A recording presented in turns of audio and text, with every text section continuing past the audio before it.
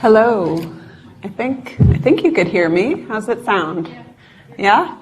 Great. So, welcome to the Integrative Community Practitioner Forum, hosted by UVM Integrative Health, a joint initiative of the University of Vermont Medical Center, the UVM College of Nursing and Health Sciences, and the Larner College of Medicine. This talk is part of an interprofessional series on non-drug methods that can help manage pain. Before we get started, there are a few housekeeping items. If you didn't register on your way in, please do so at the end so that we can send you a post-session evaluation form, a link to the site where you can claim your continuing education credits, and a link to the recorded talk. We'll take a break over the summer and host the next forum this coming fall. Kara Feldman-Hunt has parking passes for the garage, and Kara's right there. And she really has so much more. As program manager for the UVM Integrative Health Initiative, she integrates so many rich areas and so many details. Thank you for making this series happen and for all that you do.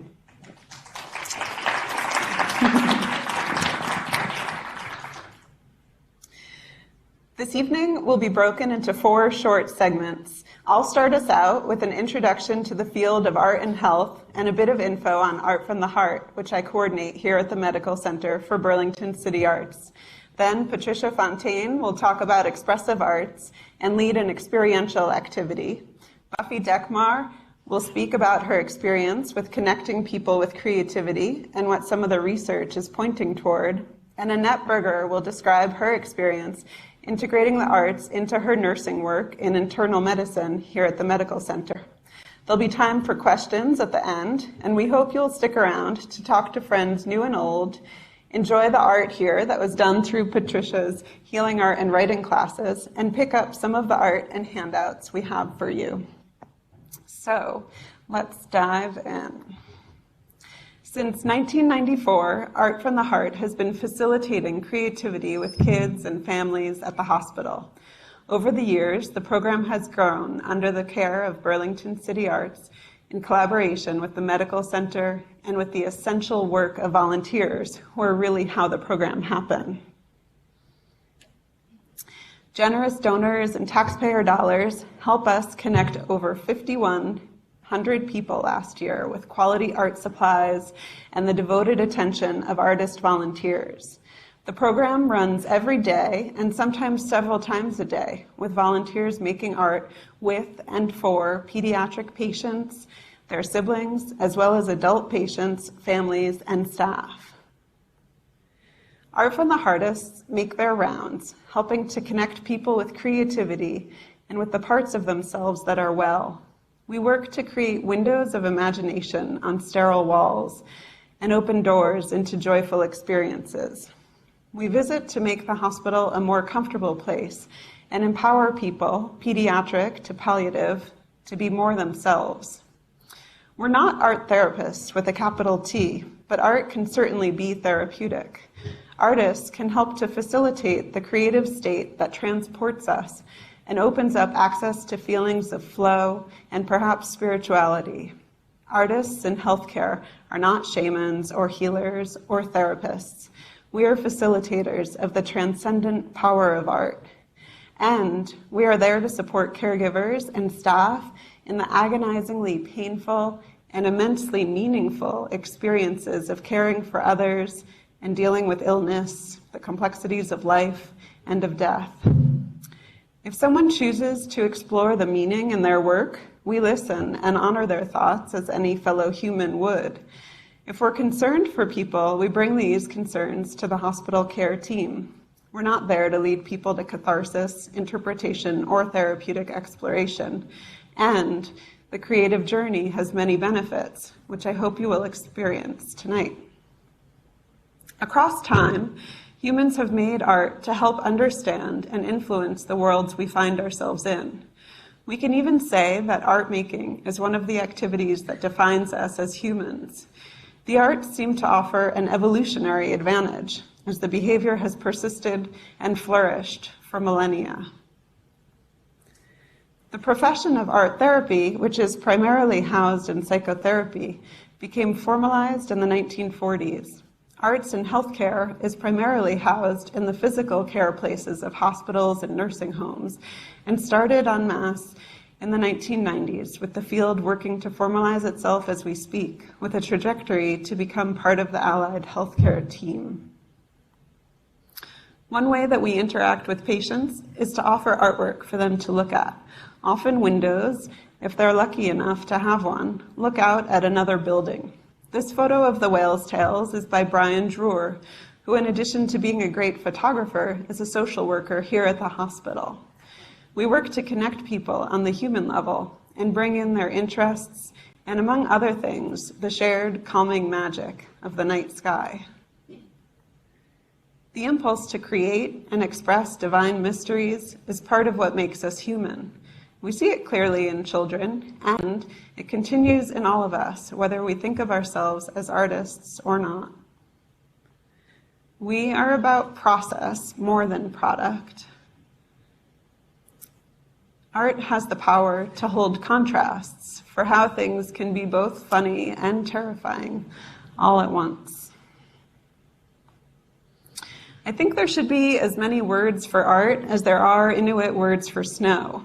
There are so many complex forms of art and so many ways to think about it, depending on the context that it is in.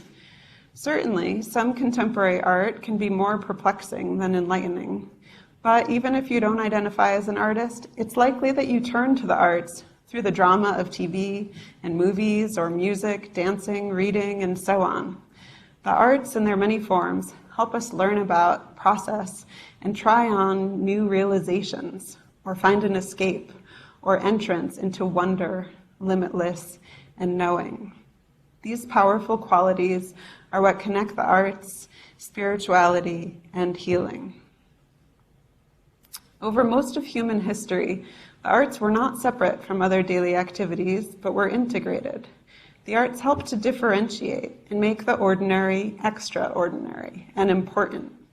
Holy grounds, temples, churches, formal ceremonies, music, story, and dance are things that are made special and designed to help us shift into contemplation.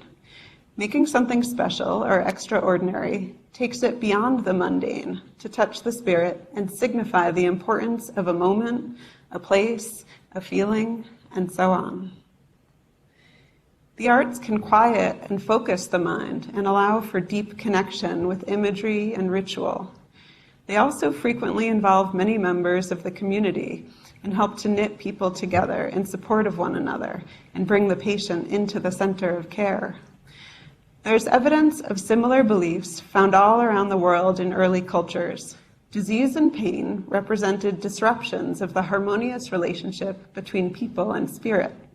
Shamans or healers act as intermediaries between the ordinary visible world and the spirit world, facilitated by the tools of the arts, music, drama, dance, and the visual.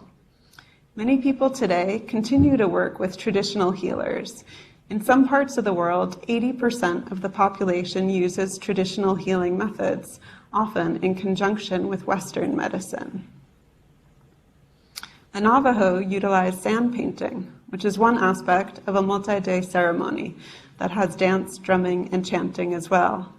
The patient lies in the middle of the tribal circle next to the person chanting and singing. At the same time, the shaman creates a sand painting on the ground that represents the spiritual and physical landscape that the patient and illness exist in. The images are symbols that hold deep cultural significance. Origin myths connect the patient to the forces of creation and recreating themselves in wholeness and health. All cultures have versions of amulets. Perhaps you have a piece of jewelry that holds special significance. In Sufism, which is Islamic mysticism, healers are trained for 12 years before practicing. In addition to dance, they use chanting and healing words. Sometimes healing words and words of protection are written on a paper and placed in an amulet. It is believed that the power of the words, as well as the power of the healer, is transferred to the person by wearing the amulet. In ancient Egypt, amulets and incantations were used to help protect and cure. Important deities to health were Sekhmet, goddess of healing and destruction, and Thoth, the god of writing, wisdom, music, and balance. Interestingly, Thoth is credited with the invention of both medicine and writing. Sekhmet is frequently shown with a musical instrument and a snake, which are decorating her throne in this piece. These are two themes we'll find again and again. Shrines with Minoan goddess figures over 3,600 years old have been excavated in towns and certain areas of palaces, suggesting that the sphere of these goddesses extended to the official public arena. Evidence is scarce as to the meaning of them, but based on her exposed breasts and more recent appearances of snakes with gods and goddesses, we can take a pretty good guess that she is about fertility and regeneration. The Naga is considered a protective deity, among other things. In the temples of Asclepius, the Greek god of healing, fasting and music helped prepare patients for dream therapy or divine sleep. In their dreams, Asclepius would visit and cure you or advise treatment. Drama played a role in healing as well, with comedy or satire prescribed for depressive patients and tragedy prescribed for manic ones. It was in these Asclepions that Hippocrates, the father of modern medicine, began to develop rational medicine, a new philosophy attributing diseases not to the gods or the spirit world, but to purely physical and natural causes. Jumping to the Middle Ages and the Judeo-Christian traditions, God and his wrath were considered the cause of disease and suffering. Faith, prayer, piety, and repentance were considered curing. The ideals and even some of the healing practices upon which animism and paganism are based can be seen in Christianity during the Middle Ages, but with a new vocabulary. Spirits and gods became saints, and diseases were now thought to be caused by Satan and sin rather than by spirits or gods. So things hadn't changed that much after all. The body was viewed as negative and sinful, while the soul was highly revered. Western medical development during this time was suppressed, while Greek and Islamic thinkers continued to develop rational medicine. However, some progress was made in Europe with folk and religious healing. For instance, the work of Hildegard von Bingen advanced several fields. She was an abbess, mystic, herbalist, lyric poet, composer, and writer. She wrote 2 treatises on medicine and natural history, with a quality of scientific observation rare during that period. Until the 1500s in Europe, nature-based rituals continued. Scandinavian fire dances were performed to maintain health and to cleanse the body of illness. Participants would dance all night to reach a state of transcendent spiritual ecstasy, then would repeatedly leap through a raging fire to burn off harboring diseases and help restore and maintain health.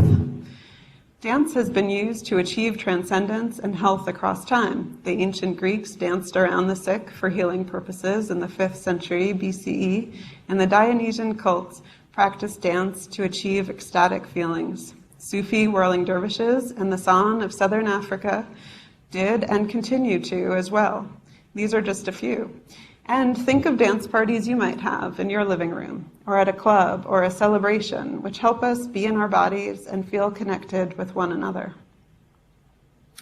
With the Renaissance, artists and physicians worked together to understand anatomy and physiology and develop new ways of experimenting and teaching. This partnership helped move knowledge forward. Stunning developments were made in the field of medicine over the course of the Enlightenment. And yet, the reductionist ideals that separated things into smaller parts to be studied ultimately separated mind, body, and spirit. And we know that things are interconnected. Without attending to many aspects of a person, the community, and our widely interconnected realities, we can fall short of supporting health. The World Health Organization defines health as a state of complete physical, mental, and social well-being, and not merely the absence of disease or infirmity. The arts are experiencing a renaissance in healthcare to support this holistic understanding of health. The arts and healing have never been fully separated, and now we're seeing them growing together again. Over half of all hospitals in the U.S. and nearly all children's hospitals have some kind of arts programming, with many of them being art on display or concerts in lobbies, and some of them with hands-on activities, as we have here. And with that, it is my pleasure to introduce Patricia Fontaine, who will lead us in an experiential activity. Patricia has master's degrees in counseling, psychology, and transformative language arts, and currently teaches classes using expressive art and writing for people living with illness and for caregivers. Her classes are drop-in, and I encourage you all to go. They're held at the Hope Lodge and here at the Medical Center and the Frymoyer Community Health Resource Center. Thanks.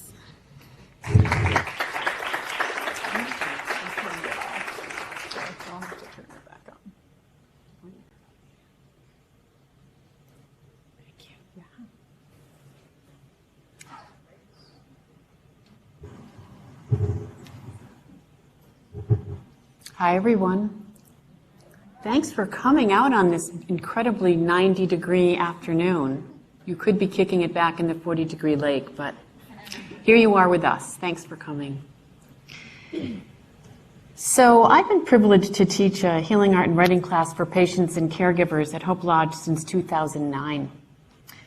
As many of you are involved in healthcare, you already understand the power of narrative, of the importance of encouraging and listening to a patient's story. In class, we use really simple techniques, I call it writing and drawing like 4-year-olds, to encourage participants to tell the story they need to hear about how to meet their health or caregiving challenges, so they can counter and replace the limiting and really sometimes toxic stories that they've internalized about their illness or what it means to be a good caregiver. And the stories like, you've got to keep a stiff upper lip. You cannot have negative emotions. You've got to just be upbeat all the time. If you have a recurrence of your cancer, it's a failure.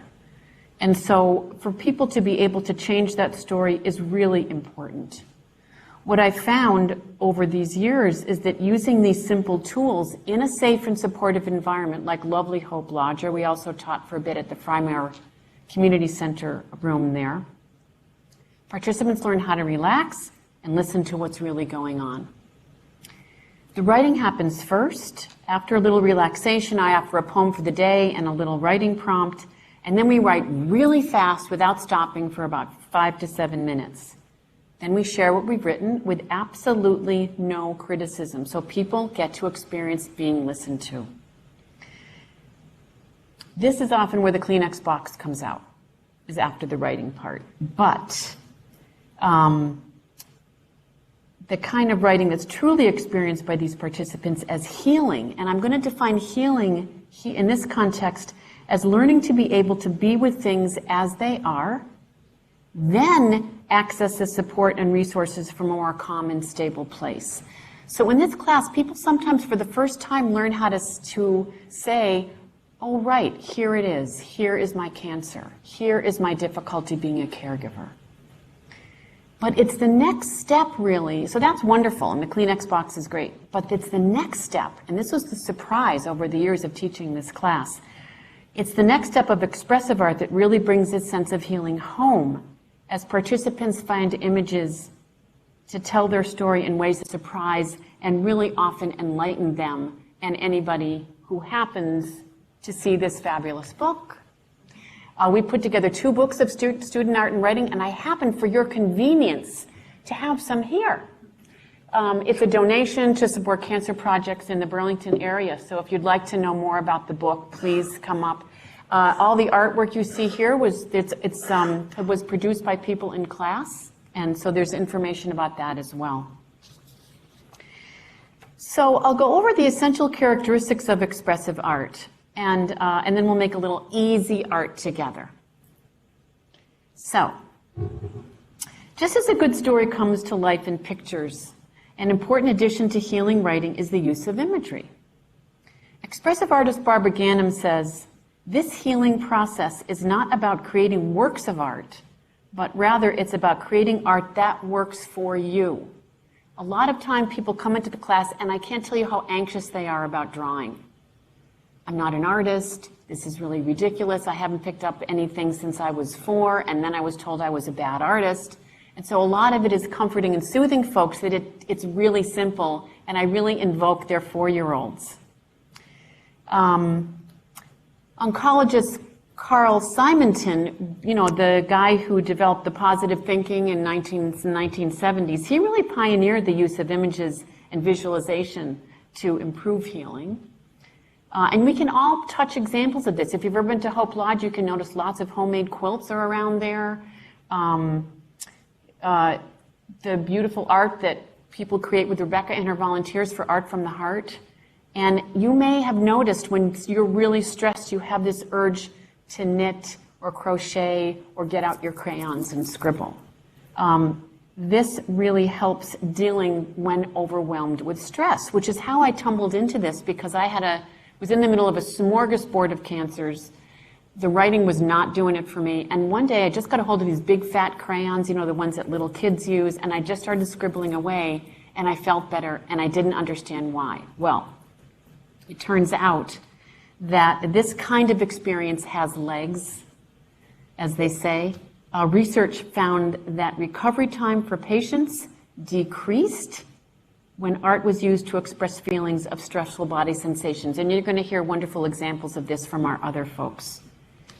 So now known as expressive art, this kind of imagery is not seen as art therapy in the diagnostic sense, so we don't try to analyze people. And it's not formal art where people get really focused on trying to make something like an artist. This is just about accessing what it means to draw shapes and colors, which I'll talk about in a moment. It's really important for folks who are anxious to realize they don't have to be an artist. They just have to listen to what feels good in the hand to draw. This really frees people up to really have at it. So in her book, Art and Healing, Using Expressive Art to Heal Your Body, Mind, and Spirit, Barbara Ganem tells us that art this kind of art has a couple characteristics. Imagery is the original language of the right brain, body, mind. Art is the voice or expression of that language. Color, shape, form, line, and texture are the alphabet. And metaphor and symbol helps translate this language. So we actually, at the end of an art experience, and we'll do that today, I ask people 4 really simple questions about the drawing that lets the art tell them what they need to know, rather than trying to figure it out. In the art, we're trying to bypass this thinking brain that really is often so hampered by stress, to really get at what does it feel like in here? What is important for you to know about your own healing? And so we'll do that at the end of our little art experience. So she suggests these steps to use that actually conveniently spell the word art. So firstly, we access images of stressful feelings and emotions with visualization. And we'll do a little tiny relaxation today. Secondly, we release emotions and feelings by drawing the images. There's something quite cathartic, not only about making the image, but sometimes people actually report a feeling of actually, especially when they're using water or they're feeling the drag of something across a dry page, something happens for them that actually feels good. Number 3, transform images of negative thoughts and painful emotions into positive and empowering images. That might work for some people, but one of the things I found is that often folks need permission to have things be bad, to really be able to color and name how difficult it is, how scared they are. And one particular participant really needed to have permission to explore her anger about her cancer and her treatment.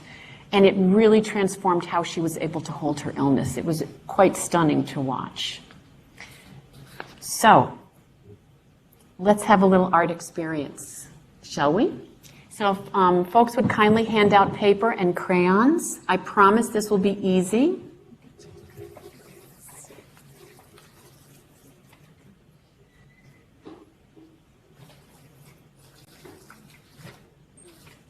So you're going to get a little square of paper and a box of crayons for your very own. And Rebecca, can people take these home? Yes. Oh, how about about that? A free bit of swag from our presentation.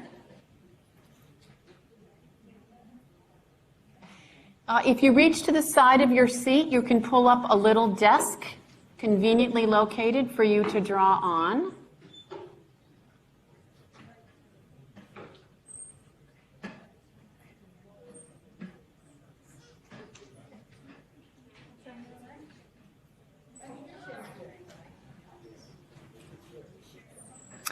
And if people would take 2 pieces of paper, actually, sorry, passer-outers, because I'm going to ask you to write a little bit of something afterwards. So make sure you have a piece of paper to draw on and then another piece of paper after that.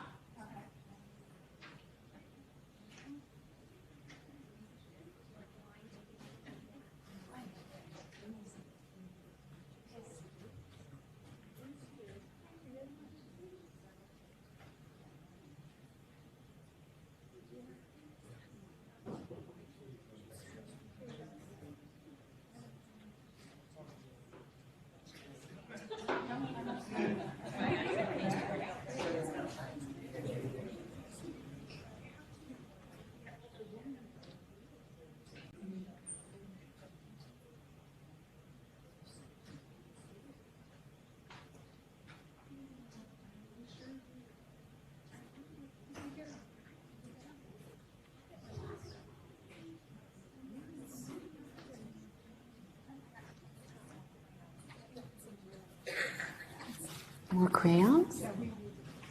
Oh. Anybody else need crayons or paper? Great.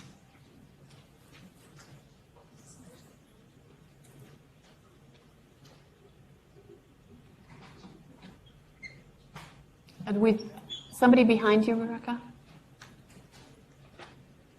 So just raise your hand if you need either crayons or paper. All right. Thank you very much. So now we're going to do the A part.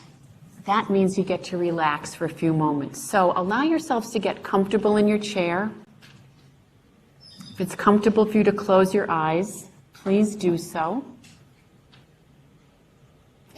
And I'd like to invite you to take 3 long, slow, deep breaths, focusing particularly on the exhale, which is known literally to really relax tension.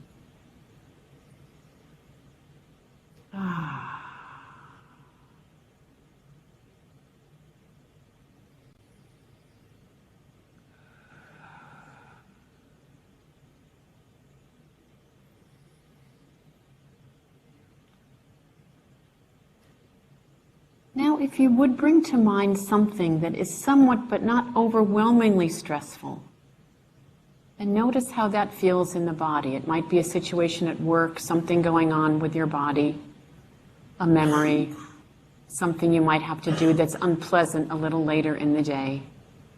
Just bring that to mind and notice how it feels in the body. Do you feel it in your rib cage, the back of the heart, in your belly?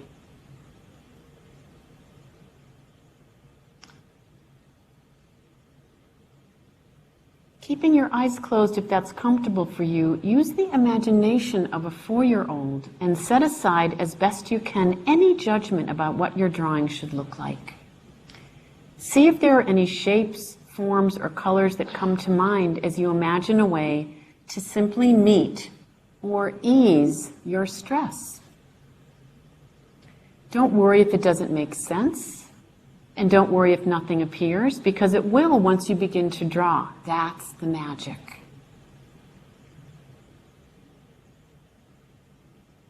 So whether you have a form or a shape or color or an image or not, now you can open your eyes, open your crayon box, and just begin to make shapes, colors, and forms on your page, keeping in mind that piece of stress that you want to try to just meet or comfort.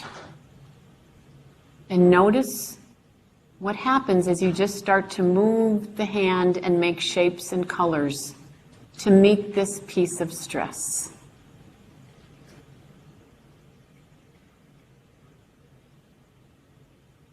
Remember, you're 4 years old. It's fine to scribble or color whatever you want. You can go outside the lines. It's really that simple.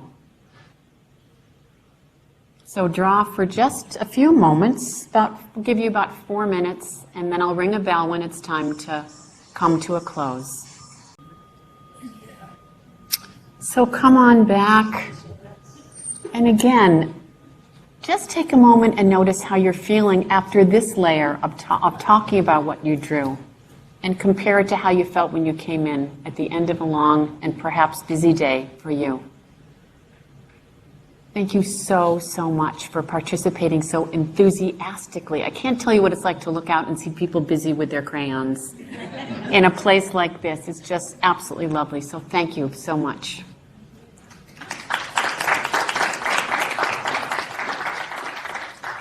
So it is my distinct pleasure to introduce Buffy Dekmar, who bridges the worlds of art, education, and care. Buffy's taught elementary school, grades 2, 3, and kindergarten, and has worked as a professional photographer. Her focus now is, among other things, on pre-med studies and being a volunteer supreme with Art from the Heart. Over the last 2 years, Buffy has been key in helping Art from the Heart expand service to work with adults. She's written a comprehensive manual for Art from the Heart and has blogged on the experience of creating with and for patients for the University of Vermont Medical Center blog.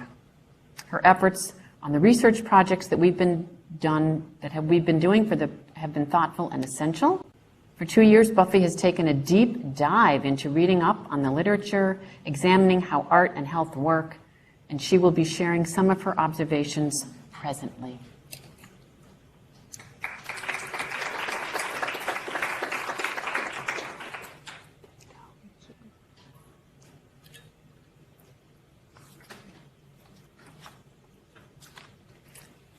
Thank you, Patricia, and thanks for the calming before I stand up here.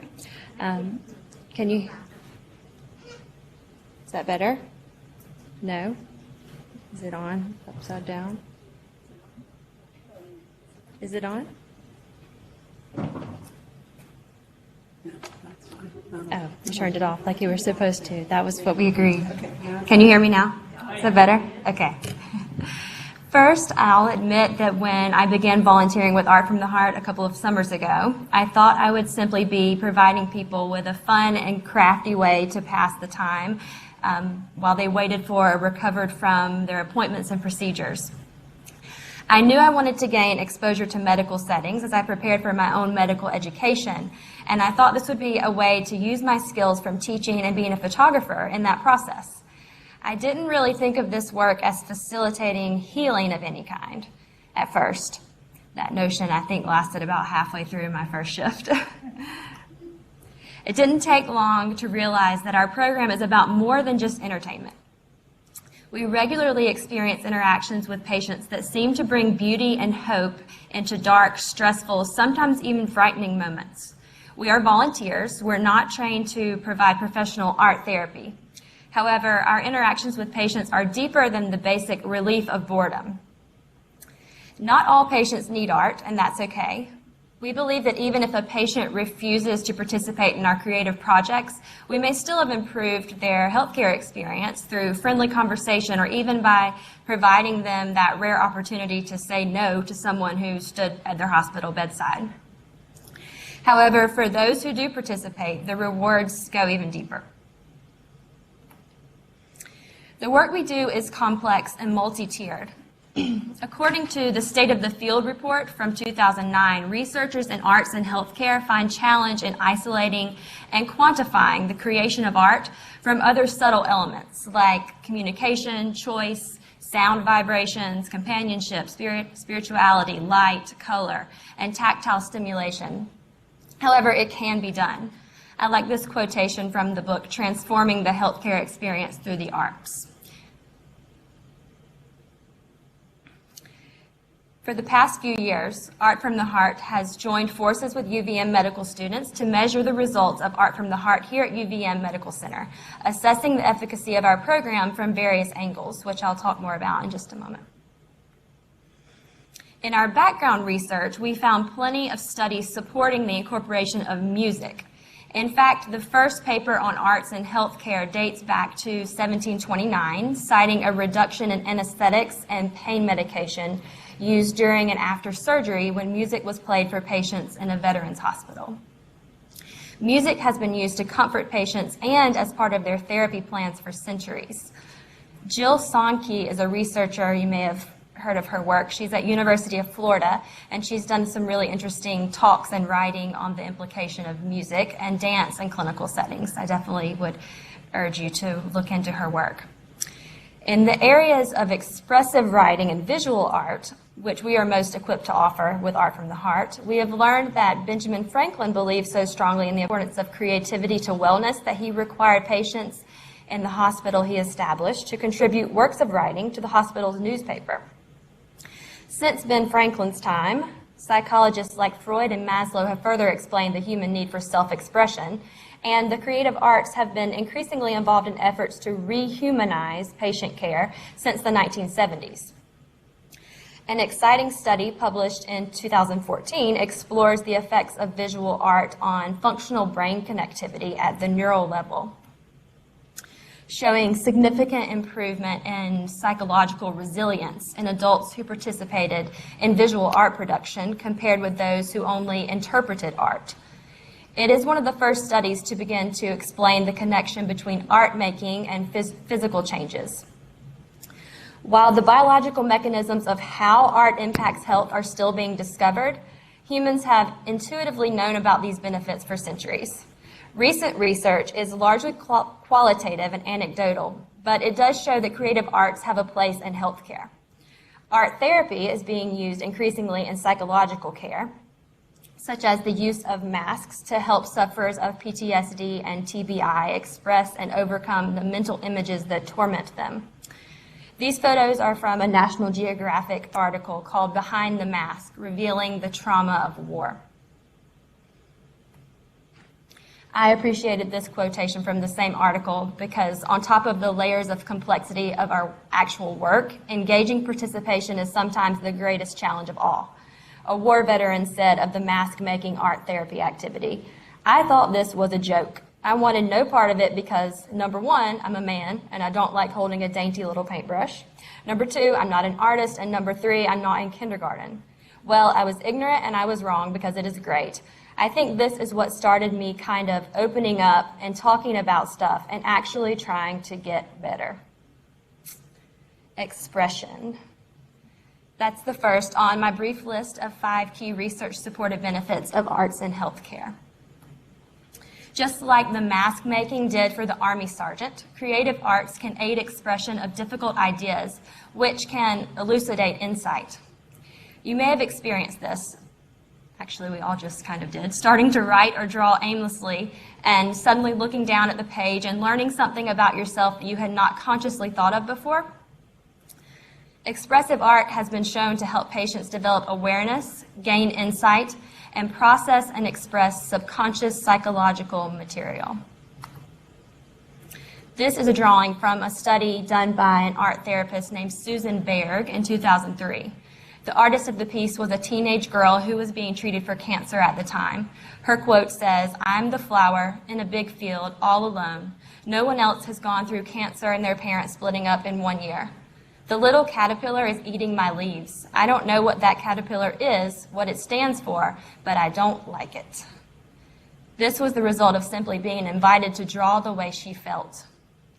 Berg writes, "Through exploration of their artwork, the teens find valuable hints to healing and gain wisdom and insight that begins to soothe their souls." Expression can be as simple as pencil to paper or as elaborate as painted paper mache and other mixed media. Broadening our idea of what being creative means is a good starting place. At Art from the Heart, we have learned subtle ways to make art as approachable as possible. Instead of saying, "Can I bring you some art supplies?" we ask patients, "What gets you excited about being creative?" We are here to connect you with that. There are a few of our go-to projects on this list for fostering creative expression.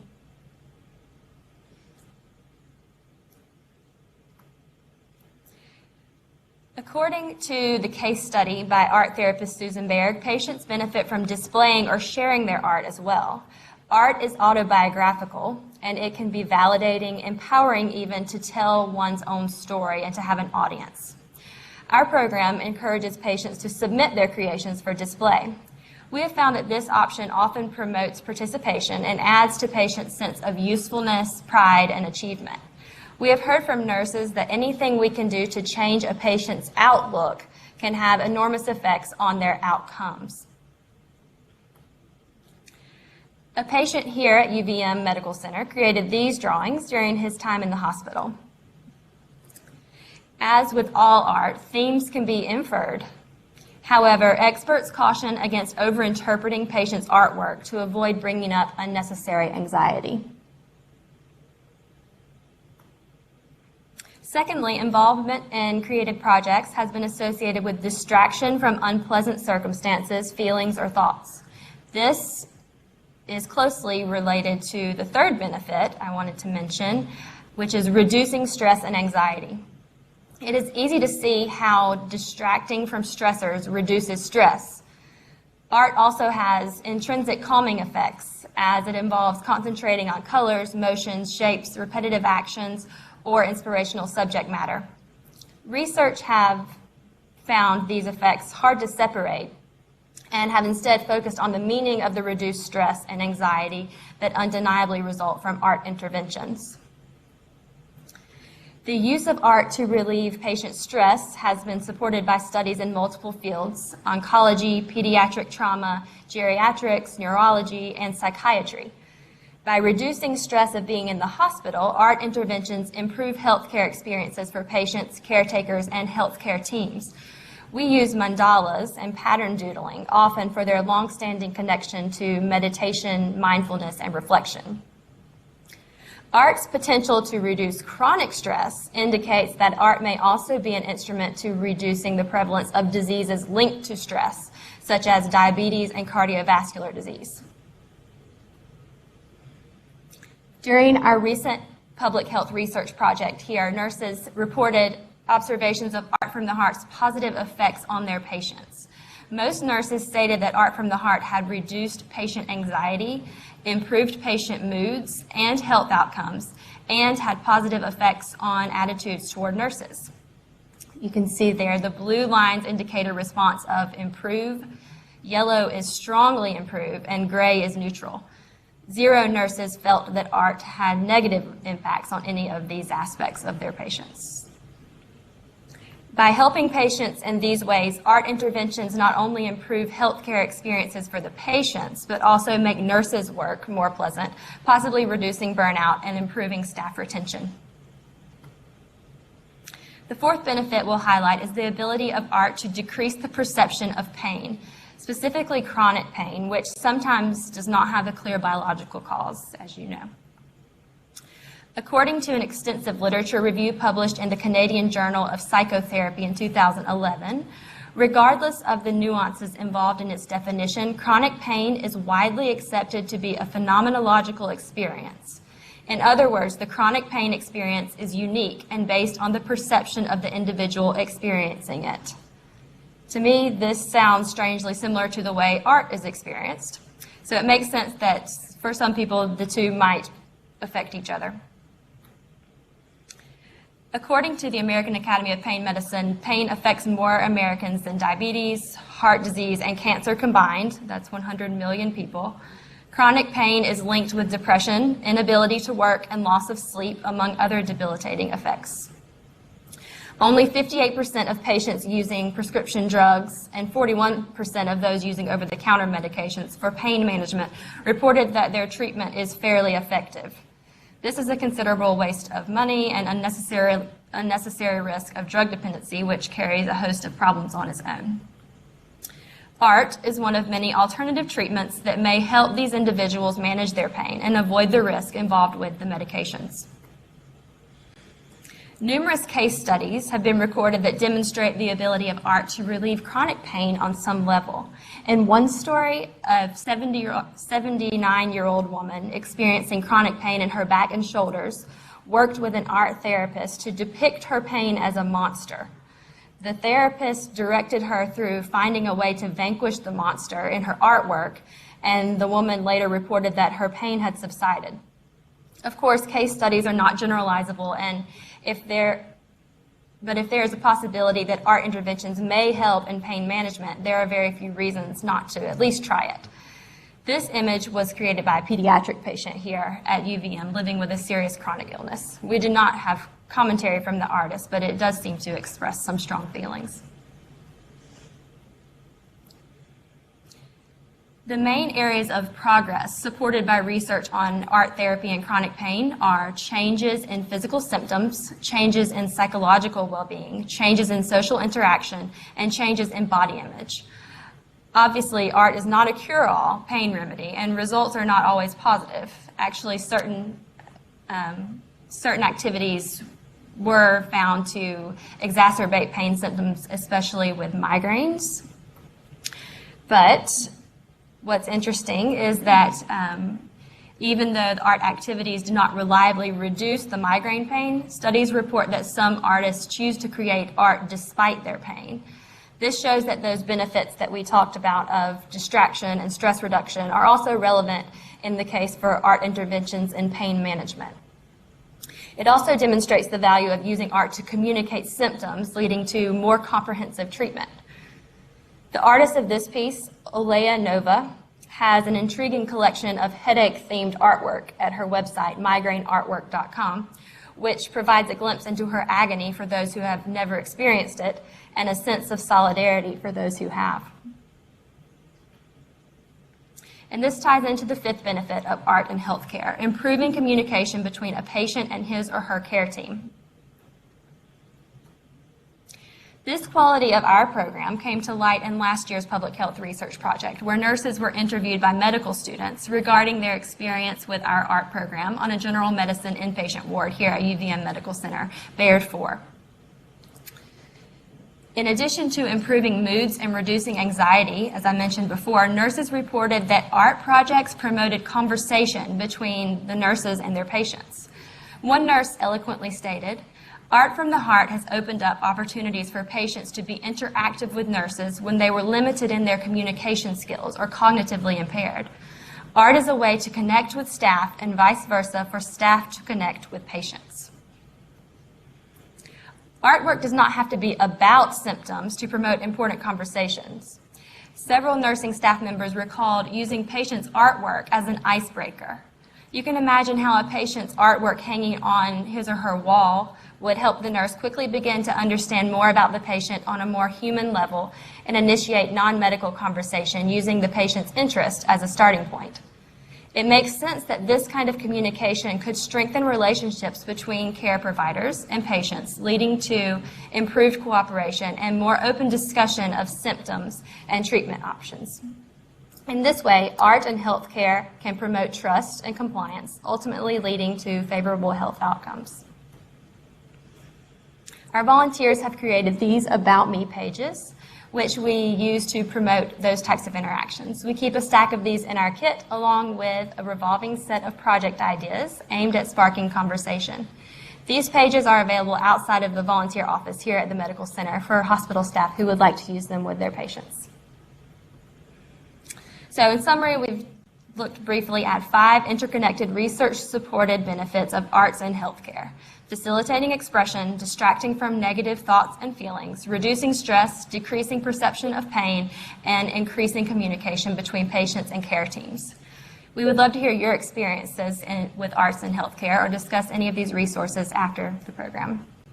But for now, I have the honor of introducing our next presenter. Annette Berger grew up in Freiburg in southern Germany, where she was educated in Waldorf schools, which incorporate arts into all aspects of education. Annette attended nursing school in northern Germany for a year before moving to the U.S., where she continued her studies at Vermont Technical College. She earned her LPN in 2000 and went on to achieve her RN associate's degree in 2008. She has been a dedicated nurse here at UVM for 17 years. All while also building a farm in South Hero, the Wells family farm. She continues her education at Southern New Hampshire University and plans to become a nurse practitioner focusing on integrative health. She has always integrated art into caring and has been instrumental in expanding Art from the Heart to reach adult patients over the past couple of years. We welcome her tonight to share some firsthand experiences with arts and healthcare.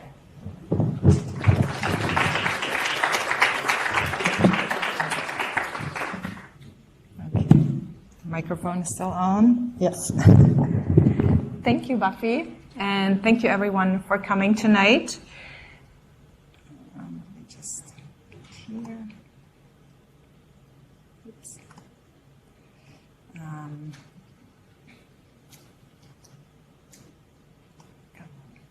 I work on Baird 4 here at the hospital, an internal medicine unit. Baird 4 cares for patients in all stages of life and end of life with acute conditions that are easily cured and chronic conditions that are life impacting. We care for patients with a variety of conditions such as addiction, dementia, and many other complex issues.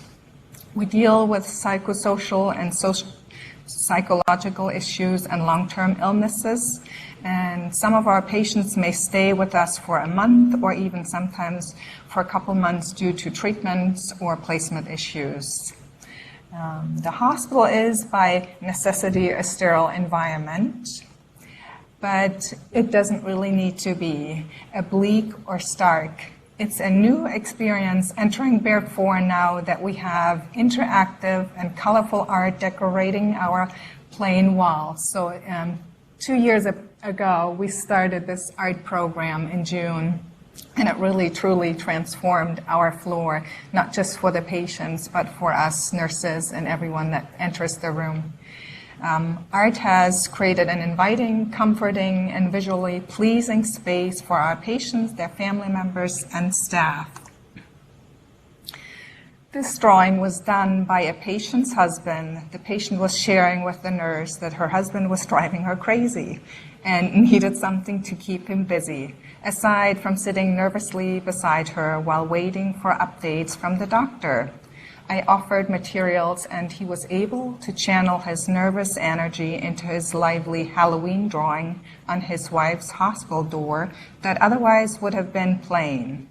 Not only did he draw a humorous picture for his wife and allowed her to rest, but he created a fun piece of art that allowed people to talk about the upcoming holiday and the costumes they were planning on.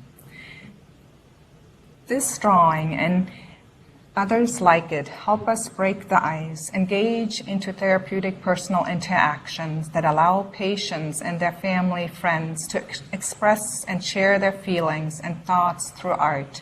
In my experience, art has helped foster emotional connections between the patient and their care team. I have noticed that many patients who are hospitalized for drug addictions and facing weeks of inpatient treatment make use of the arts. During many hours of downtime, creativity gives patients a purpose, meditative experience, and an emotional outlet. One of the examples is drawing a picture of their children whom they're missing and sharing their goals that they wanted to be able to parent again after having lost custody over them due to their drug addiction. Art helps them, the medical team, to get to know the patients and their dreams and hopes, which keeps our work patient-centered. We can then build together with the patient and create a care plan, a realistic care plan, and with a medical goal and also with a personal goal. Another challenging group that our unit specializes in are dementia patients. This group can be hard to communicate and connect with. It can be difficult to gain their trust and keep them occupied and safe during sensory deficits such as hearing and vision loss, and as well as memory loss and cognitive impairment. Aside effects of these challenges, when they are not able to express their needs, they can easily feel threatened, angry, or frustrated. This can escalate to the point that security needs to be called or medications need to be given to the patients. At best, people with dementia often need to be redirected again and again, and this can be tricky.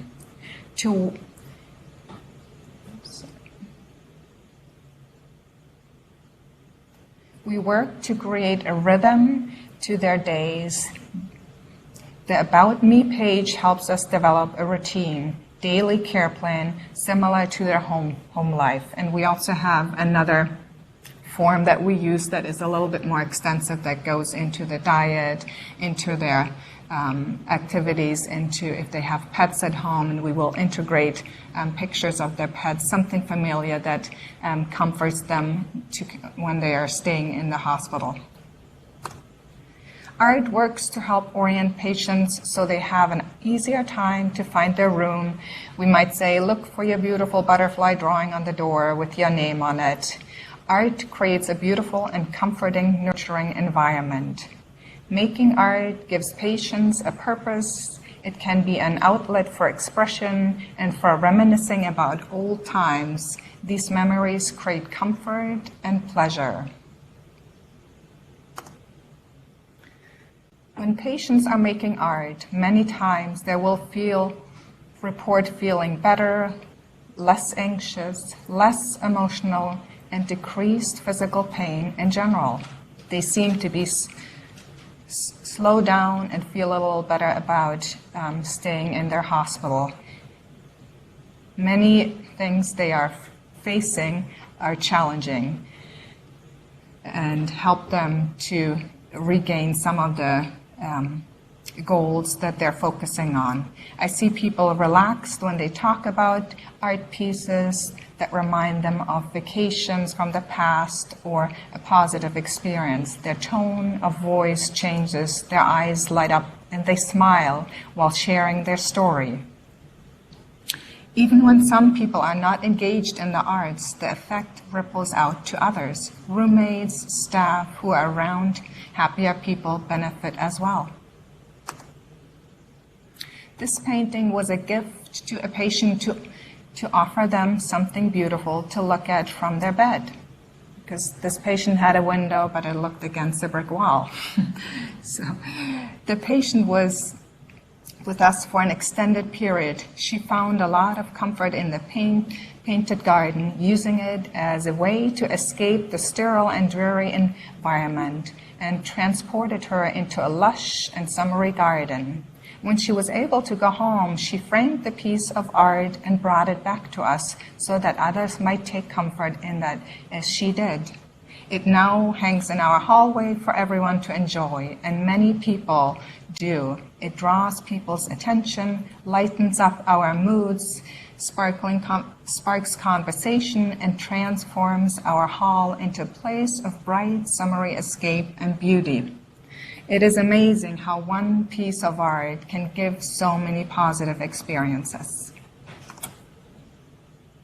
Art from the heart has helped us break down communication barriers with patients, family, and loved ones. The art gives us a way to connect on a personal level.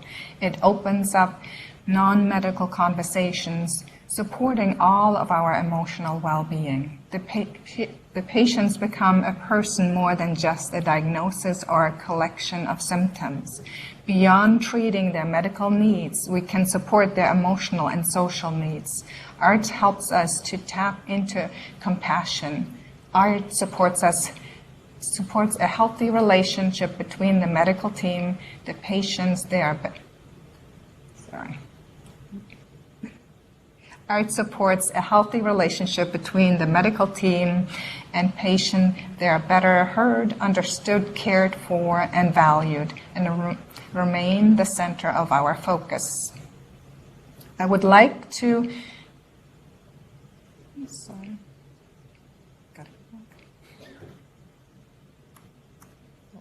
Lost my page here. I would like to encourage each and every one of you to take a few minutes to connect with patients through art, to ask open-ended questions and connect on a non-medical level. The payoff will be worth it. People will remember you for how you made them feel, through your attention to their stories and interests. They will know you care, and then when you come back to talk about health issues and goals, they'll be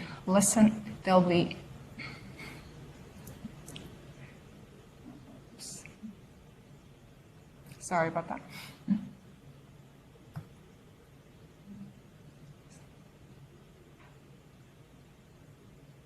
They'll be listening. They will be more open to hearing what you have to say and offer, and that will prompt and facilitate a collaboration and a partnership between the patients and their extensive care team.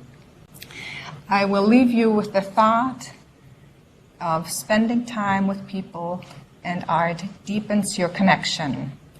And after some time for questions, I would want to encourage you to please stay here and visit and help yourself to some information. And now I'm inviting Rebecca back to facilitate the questions for any of us. Thank you very much. Thanks. That's okay. Okay. Well, thank you, all of you, and all of you. So are there any questions? Maybe not. Okay, there's a couple, and I think this can work. Or you know what? I'll just walk around and hand people the mic. Who's going? Who? You? Okay. Is the Art in the Heart program available to the Fanny Allen? We sometimes have sent art materials to Fanny Allen upon occasion. We offer kits of art materials that are available throughout the hospital, but typically we don't visit Fanny Allen. There's only so far we can go, unfortunately, though I would love to reach everybody. There's another question. There's an organization, I don't know what it's called, but I think it focuses on helping patients write their life stories as a healing process. Do you know anything about that? I've heard of that kind of work, but I'm not familiar with any specific organizations, though it's great to hear they're out there, and I'd love more info. Okay. Yeah. Are there other units besides Baird 4? And are all the different units using this art? And do the nurses bring it up, or does the team of artists come and get it going? Yeah. It's been growing slowly, and we, at this point, we visit Baird 4, we visit Baird 6, which is a post-surgery floor, and we also visit Baird 7, which is the mother-baby unit, and work with women who are on bed rest, in addition to the Children's Hospital. And actually, I'll be talking soon to the unit secretary, I think, or someone who manages SHEP 4, which is a cancer floor. And it comes about in different ways. So Baird 4 started because of Annette's work, and that was really the first floor for us to reach with the adults. And then Baird 6 wanted us to come visit. They had heard about our work and were using the kits that are available through Favors, which is like hospital room service. You could call them and ask for like anything you want. And so Baird 6 was making use of those, but then said, hey, we want volunteers to come visit too. And the mother-baby unit connection happened through one of the social workers came to one of the staff drop-ins that we host occasionally for staff members to create. Did I answer the whole question? I just thought of another population. I used to be the one and only physical therapist at the state hospital. So what about the acute mentally ill? And does the med center have long-term people? What's the mental health? I'm not sure about how long-term it is. Maybe, Annette, you could answer. Yeah, we don't have a long-term facility. We sometimes have patients that stay here longer because we can't find a place for them to go. So certainly we work strongly with that population. A lot of times those are cognitively impaired patients with the art. And then we have just patients that are here for treatments for a longer period than just a couple of weeks. And what about for mental health? Is there For long-term mental health at the hospital? No. No, okay. And we don't work on those floors, but the materials, the art kits can go up there, and they've been, some of them, there's an oil pastel kit, which is all soft materials. So, for instance, colored pencils might not be appropriate because they can be dangerous, but oil pastels are, those are just straight up crayons. The oil pastels are a little more sophisticated maybe, but I love what you said about being a 4-year-old. Any other questions? Yeah. Are you looking for volunteers? Always, yeah, because the more volunteers that we have, the more people we can reach. So right now we have about 30 or 35 people who make the program happen, who are visiting each day. And if we had more people, we could be visiting more floors and more often. At this point, we visit the Children's Hospital every day of the week, but at the moment, we're only able to visit the adult floors 3 days a week. So during the academic year, that will go up to 4 or 5 days a week again, but we're always looking for more help. So, yeah. I was just curious, logistically, it sounds like you have kits that you bring individually to people. Is there ever a room or a space where there's an opportunity for people to be creating art at the same time? I think that's also very powerful. Yeah, so it's a dream to have a dedicated art studio and place where we can host activities and maybe movement things. At the moment, we work in the family room or the playroom or waiting rooms. So we're creative. We have 3 big rules, which are patient privacy rules, hygiene rules, and basic common sense.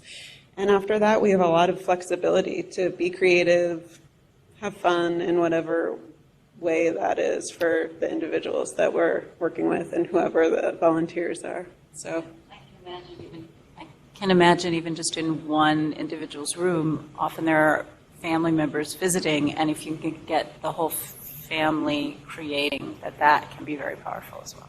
yeah, and we try to do that. Yeah, so sometimes it's the family members that want to make stuff and not the patient, right? Because typically if you're in the hospital, you're really not up for much. And so, you know, we work anywhere, really. I mean, so long as we're following the hygiene, privacy, and basic common sense rules, anything's fair game.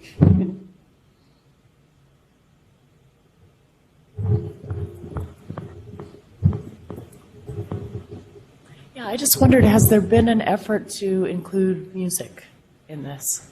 Yeah, so music is such a powerful modality, and I would love to see more of it. There is music in the lobby that's facilitated through volunteer services, so if there are any musicians, you can connect with volunteer services about that. We do have a little ukulele, so whenever a new volunteer comes, I ask them if they can play ukulele. Of course, good music is amazing, and bad music is really bad. So I'm cautious about music, but we do have a radio in the Baird 4 family room, and we'll be putting in a radio on the Baird 6 family room, just because it's great to listen to music. And there was an amazing presentation a few months ago by a music researcher from a college in Florida. And the research on music, as Buffy talked about, is really advanced and powerful. It's clearly really effective. And they can, music therapists can charge insurance. I mean, it's wonderful. So I hope, yeah, there's a lot behind it, and I'd love to see it happen. And I'm all ears for ideas. Good.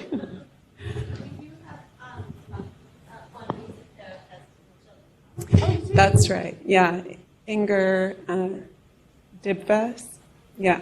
So there is one music therapist in the Children's Hospital, as Kara said. Do you offer training to your volunteers? So the training process is sometimes volunteers do a shadow shift or several shadow shifts first, and then I meet with them for 2 to 3 or even 4 hours and talk about the overall philosophy of Art from the Heart and the rules and the worst case scenarios and what you would do in a worst case scenario. And then the volunteer has more shadow shifts until they feel like if they were the only Art from the Heart volunteer, they would be okay. They'd be comfortable enough. The hospital is inherently uncomfortable. So I don't expect people to feel fully comfortable, but to know how to handle anything is important, obviously. And so I touch in with them throughout that process to see how it's going. And then twice a year we have mandatory meetings where we get together and share notes. And there are other voluntary things. They're mandatory volunteer meetings. So anything else? Do you do presentations for the nursing school or the medical school about art and its? Yeah, no, I haven't done that, though. I would love to. So I hope they get more curious and use these. I think, Annette talked about how powerful it is in her nursing work. So it's a great tool to have in your back pocket. I've been a nurse for about 20 years, and I think the most difficult thing for a patient oftentimes is the loss of who they are. And this kind of connection could be really, really important. Absolutely. We're stripped of our identities as patients. You have to be very patient to be a patient. So anything we can do to help connect people with themselves and communicate that out and just have a little more fun, be playful. Great. Well, thank you all, and hope to talk to you more and have you look at the art from Patricia's classes and the other things we have for you.